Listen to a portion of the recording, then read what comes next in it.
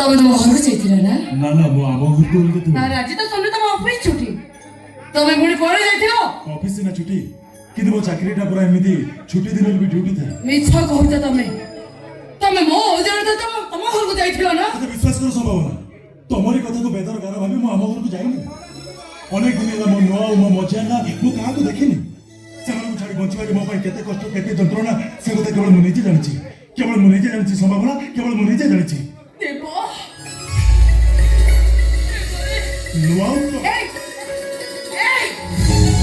ମୋଠୁ ତମକୁ ଅଧିକ ଭଲ ଭାବରେ ମୁଁ ତମକୁ ଏ ଘରକୁ ନେଇ ଆସିଲି।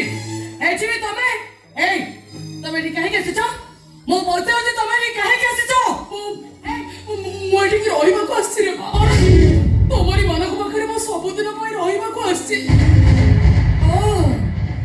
ମଝିଆଣି ଯାହା ଭାଗ ବାଣ୍ଟି ଦେଲା ବୋଧେ। ଦେଢ଼ଶୁର ରହିବେ ଗୋଟେ ଭାଇ ପାଖରେ, ଆଉ ବଡ ଯା ରହିବେ ଆଉ ଗୋଟେ ଭାଇ ପାଖରେ। ତମ ମୁହଁକୁ ଲାଜ ଅଛି ନା? ତମେ ଆସିଛ ମୋ ପାଖରେ ମୋ ବାପା ରହିବାକୁ। ବିଶ୍ୱାସ କର। କଣ ବିଶ୍ୱାସ କରିବି? ମୁଁ କେବେ ବି ଏଠିକି ଆସିବାକୁ ଚାହୁଁନଥିଲି। ଆସିବ କାହିଁକି? ମୁଁ ତ ମରିବାକୁ ଚାହୁଁଥିଲି। ଟ୍ରେନ୍ ଲାଇନ୍ ସାମ୍ନାରେ ଠିଆ ହୋଇଥିଲି, ହେଲେ ଶୁଭ ଆଉ ଦେବର ମୁହଁଟାକୁ ଆଖି ଆଗରେ ନାଚି ଉଠିଲା।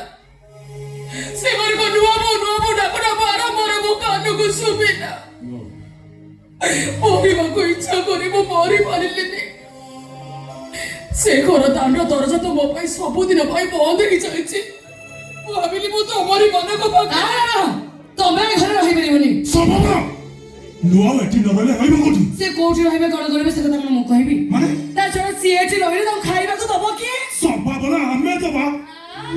ଆମେ ଦବା? ଭାରି ତ ଦୟା ତମର। ବୋଧେ ଏଇଟା ହଉଛି ତାଙ୍କ ଅଧିକାର।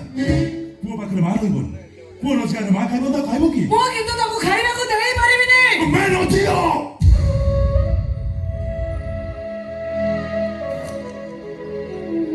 ମୋ ଖାଇବାରୁ ଅଧେ ମୋ ନୂଆ ଖାଇବେ। ଗୋଟାଏ ଥାଳି ଭାତକୁ ଆମେ ମା ପୁଅ ଦି ଜଣ ମିଶିକି ଖାଇଦେବା। ଦରକାର ନାହିଁ, କିଛି ଦରକାର ନାହିଁ ମୋର। ମୁଁ ଏ ଘରେ ରହିଲେ ଯଦି ତମ ମାନଙ୍କର ଏତେ ଅସୁବିଧା ହଉଛି ଦେବାରେ, ମୁଁ ଯେମିତି ଆସିଥିଲି ମୋ ବାଟରେ ମୁଁ ଚାଲିଯାଏ। ନାଇଁ ନୁହଁ, ତମେ ଏଇଠି ରହିବ, ଏଇ ଘରେ ରହିବ ନୁହଁ। ମୁଁ କହୁଛି ମାନେ ସିଏ ଏଠି ରହିପାରିବିନି। ଏଠି ନ ରହିଲେ ମୁଁ ବି ଏଠି ରହିବିନି। ସିଏ ଏଠି ରହିଲେ ମୁଁ ତମକୁ ଡିଭୋର୍ସ କରିବି। ସମ୍ଭାବନା ତ ନାଇଁ ମୋ ପାଇଁ ତମ ସଂସାରଟା ସରକାର ହେଇଯିବ, ଏଇଟା ମୁଁ କେବେ ବି ଚାହେଁନି। ତାହେଲେ ଯାଆନ୍ତୁ ଆଜ୍ଞା। ବହୁତ ମନ ନେଇ ଆସିଥିଲି, ଶେଷ ସମୟଟା ମୁଁ ତମରି ମାନଙ୍କ ପାଖରେ ବିତେଇଦେବି। ହେଲେ ସେତକୁ ଯଦି ମୋ ଭାଗ୍ୟରେ ନାହିଁ ତାହେଲେ ମୁଁ ଚାଲି ଯାଉଛି। ଦେବା ମୋ ହାତ ଛାଡ଼, ଦେବା ତା ହାତ ଛାଡ଼। ଦେବା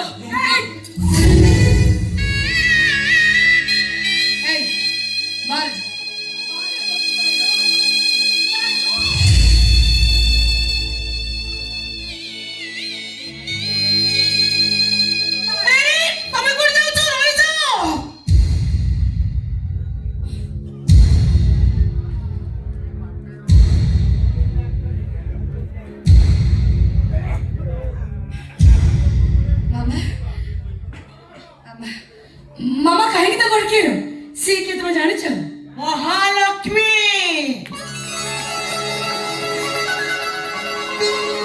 मामा मो बुझी पाने कहा को तुम महालक्ष्मी बोली कहू जा को तुम अगर बिटा को तुम ताको मो महालक्ष्मी बोली कहू छे। अब काहे की कहू छे से कथा पचार। काली रात्रि मो स्वप्न देखली महालक्ष्मी बोली कहतांती पद्मावती मु काली नारी रूप रे तो घरे पीछे करिबे। ये तो सही महालक्ष्मी। चलो माँ घर भी तुम चलो चलो माँ।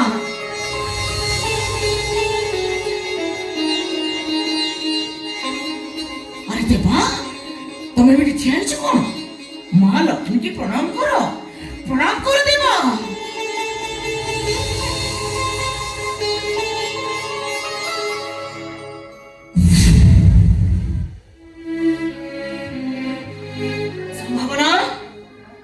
तो केड़े बड़ा अमनी समूह के बड़े सही पता भाबुछे तो स्वामी महालक्ष्मी की प्रणाम करी सारला परे भी तू एमिति नीरव इच्छा आइछो कोन करिबी जा महालक्ष्मी की प्रणाम कर।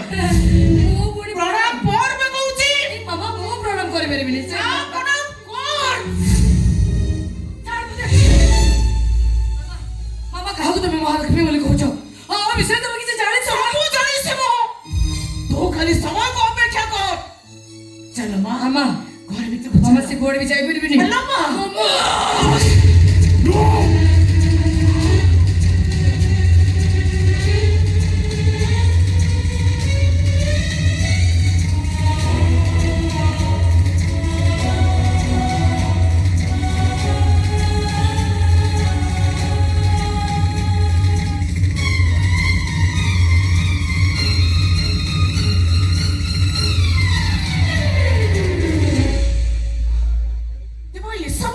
आज्ञा ये एमिति एक रोग ए मेडिसिन छड़ा किछि भी मेडिसिन नहीं सेट भाई ये मेडिसिन को सब से कानी रे बांधी को लुथा हो ठीक अछि मेडिसिन बाबत में जानली रोग बाबत में जानली बहुत किछि भले ला तुम भी तम घर तुम नहीं जाओ नहीं चलो